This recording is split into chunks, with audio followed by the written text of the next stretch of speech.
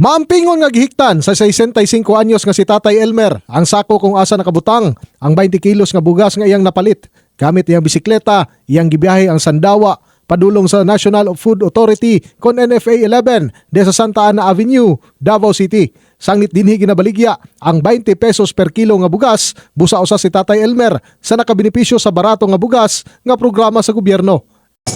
Katuo ba nga para pang bugas nga budget ni mga kung commercial mong gipalit, mapalit sa lain, magamit.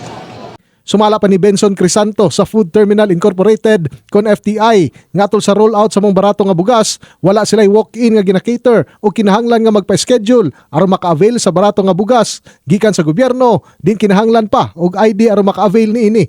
Okay, senior citizen, solo parent, corpus member, PWD, tricycle driver, farmers, fisheries, and PJ driver. Yan lang.